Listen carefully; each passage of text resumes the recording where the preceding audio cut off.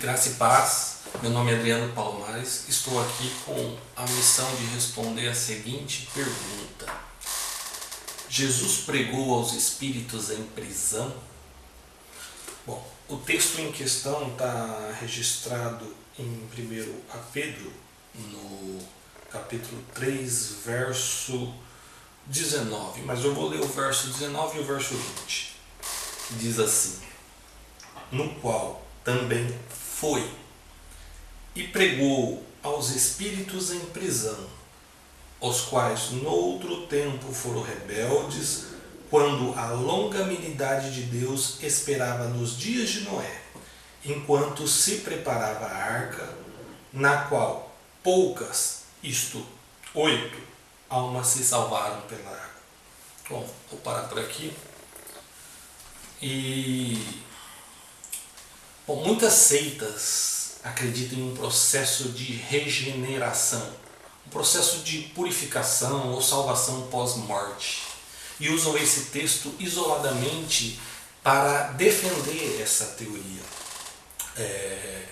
O espiritismo, uma espécie de caridade aos mortos, o catolicismo creem no purgatório e utilizam esse texto como base. Bom, eu fiz aqui algumas anotações baseado no meu pensamento e vou expor para vocês.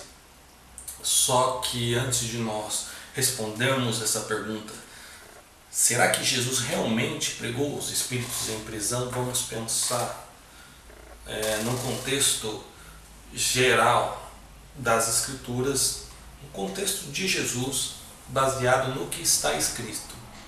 Então a minha resposta é baseada naquilo que eu estou convencido pelas Escrituras. Bom, primeiramente, nós cremos que Jesus é o Filho de Deus, Deus juntamente ao Pai. Então, devido a isso, Jesus ele é Criador. Ele sempre existiu e sempre existirá.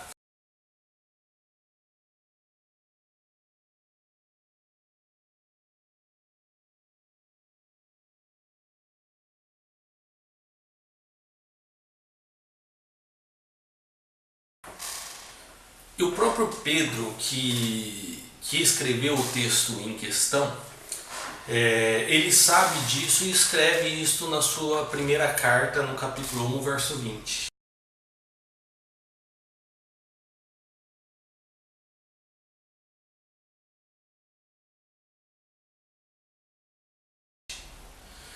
E com mais clareza, Pedro revela que antes de Jesus se fazer carne, ele estava sobre os profetas. O próprio Pedro escreve isso na sua primeira carta, no capítulo 1, verso 10 e 11.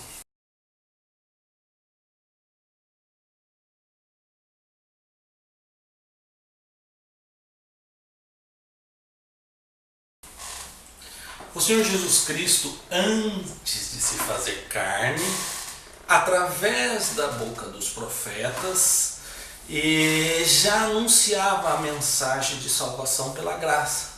Portanto, até mesmo antes de Jesus se fazer carne, quem creu nessa mensagem está salvo. Pois também era a mensagem de Cristo, era a mensagem da salvação. Hoje nós pregamos que veio um Salvador. Hoje nós pregamos a mensagem da cruz. Mas no tempo dos profetas, antes de Cristo, eles pregavam que havia de vir o Messias, havia de vir o Cristo, havia de vir o Salvador.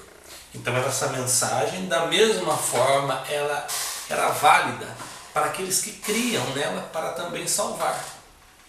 Bom, de qualquer maneira, só Jesus salva. Antes de Jesus se fazer carne e depois, da mesma forma, só Jesus salva. Só a mensagem é que mudou de direção, porém no mesmo objetivo e no mesmo foco. Bom, o Senhor Jesus veio ao mundo, ele fez grandes maravilhas, ele pregou o arrependimento, ele anunciou o reino de Deus, ele realizou tudo que estava escrito, o que antes havia dito. Ele entregou a si mesmo em sacrifício dos nossos pecados e dos pecados de toda a humanidade. Hoje nós pregamos a salvação pela graça mediante o sangue de Cristo, o qual fora deste não há purificação de pecados.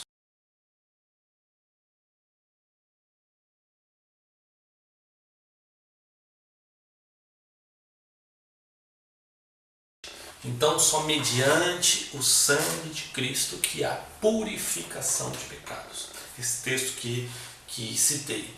E mais muitas outras referências que não citei, nos mostra apenas a um meio de purificação dos pecados, que é através do sangue de Cristo. Essa é a mensagem da graça.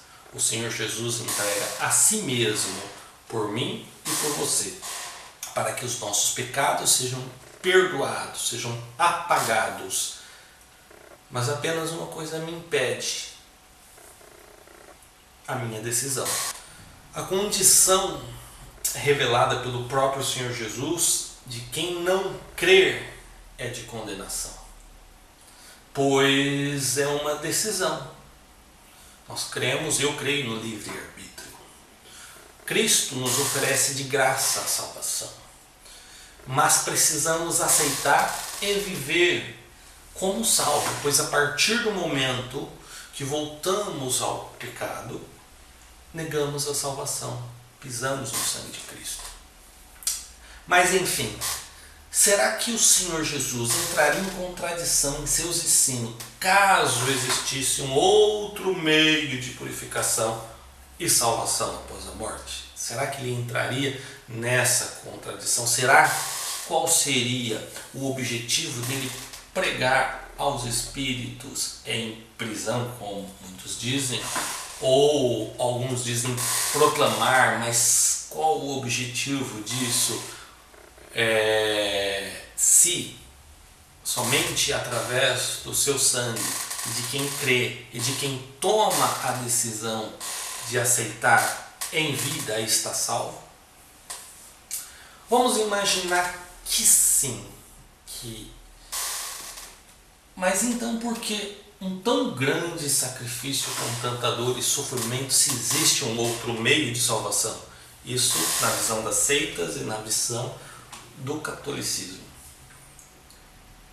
Estaria Jesus se contradizendo quando ele contou, por exemplo, a historinha, aquela famosa parábola do rico e do Lázaro, quando ele ensina que não há uma possibilidade de mudar a condição ou estado de alguém após a morte?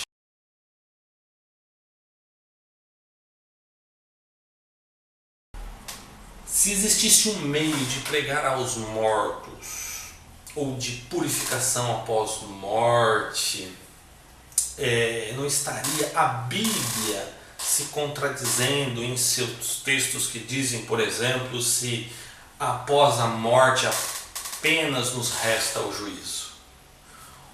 Como diz em Hebreus 9:27, e como aos homens está ordenado morrerem uma vez, vindo depois disso o juízo.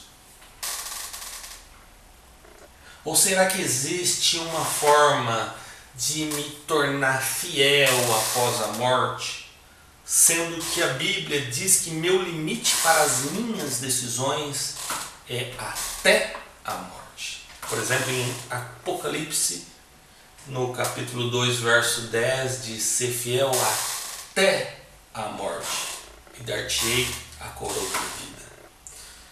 Este texto me impõe um limite: ser fiel até a morte. Não há uma possibilidade de ser fiel após a morte.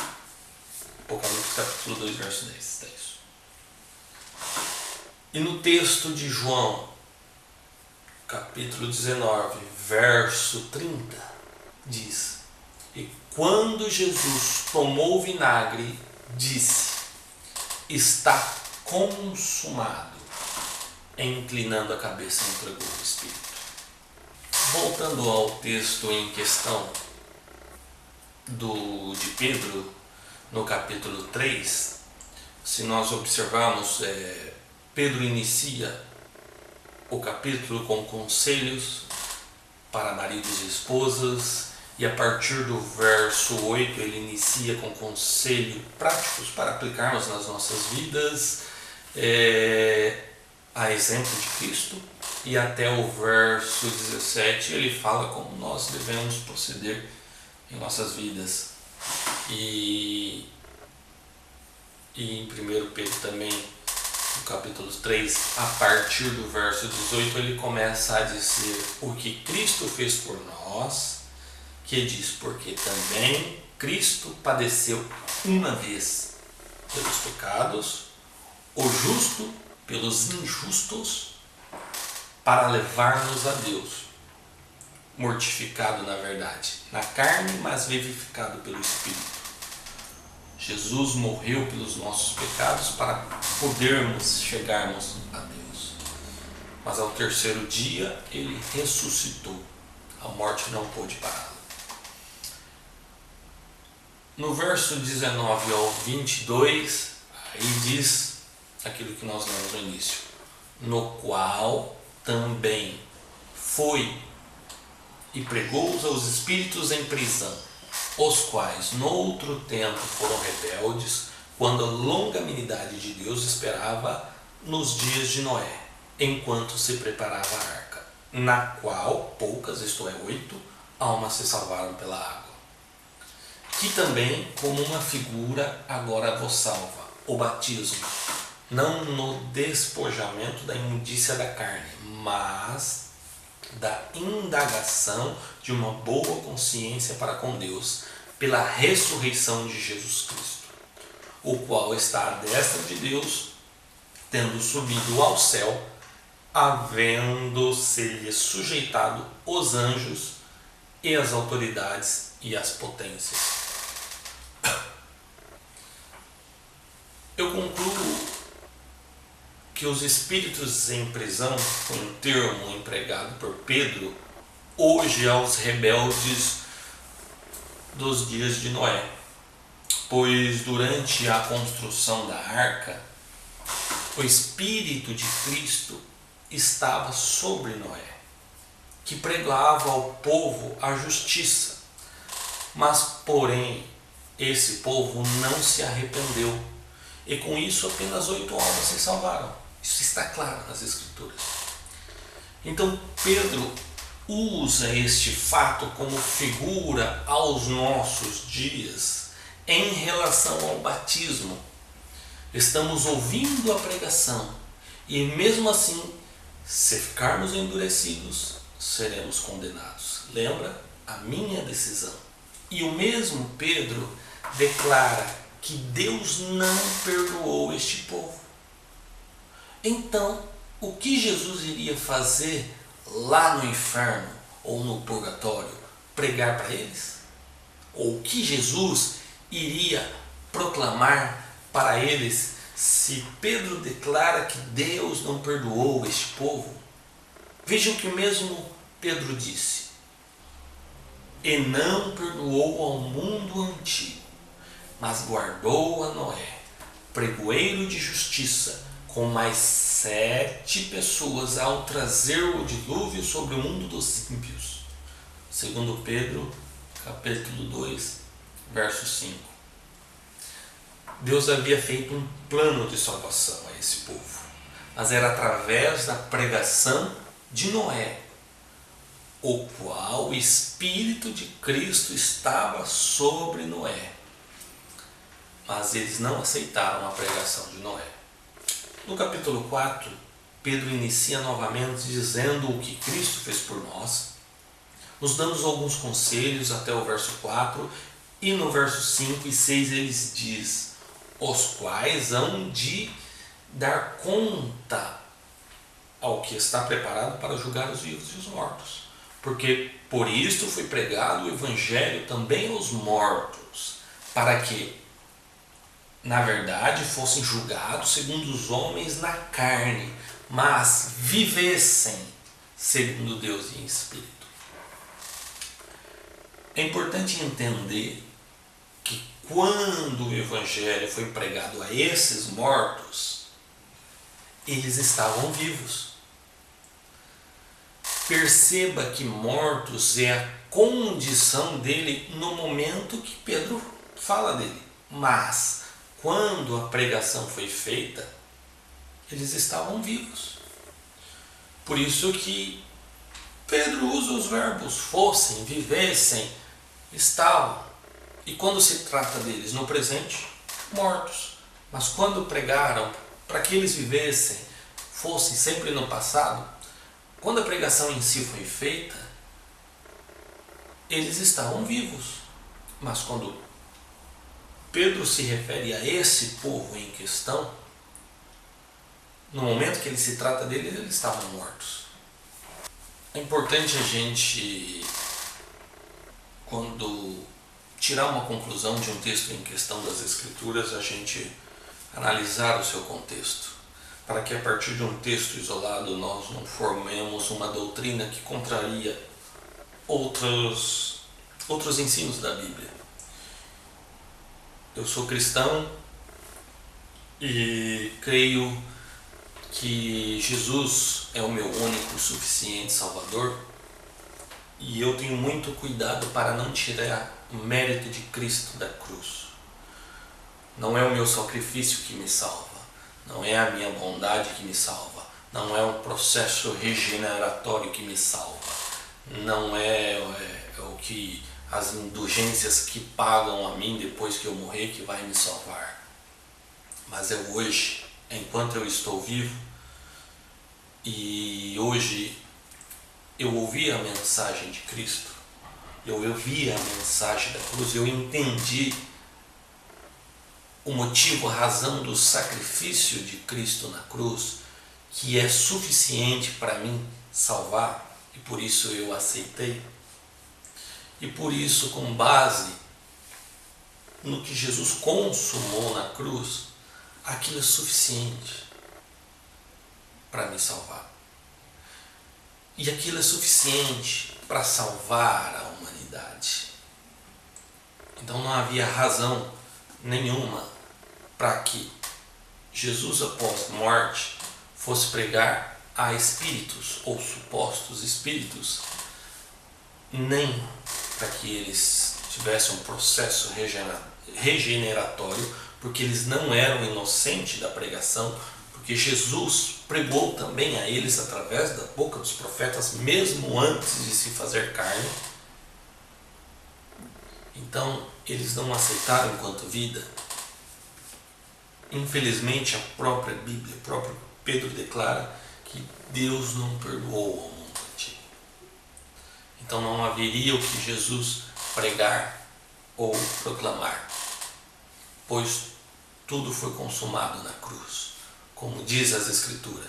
E quando se refere a espíritos em prisão ou mortos, era o estado presente deles. Mas a pregação foi feita quando eles ainda estavam vivos e se aceitassem naquela época a mensagem da graça ou a mensagem da justiça, no texto que estão pregada por Noé ou pelos profetas, eles vivessem segundo Deus em Espírito. Viver segundo Deus em Espírito significa que é viver segundo a palavra de Deus, segundo a esperança, segundo a graça. Amém? Espero que vocês tenham entendido essa explicação, mas aí está a resposta. Será que Jesus pregou os espíritos em prisão? Literalmente, não. Mas, na verdade, sim, quando eles ainda vivos. Amém? Deus abençoe você.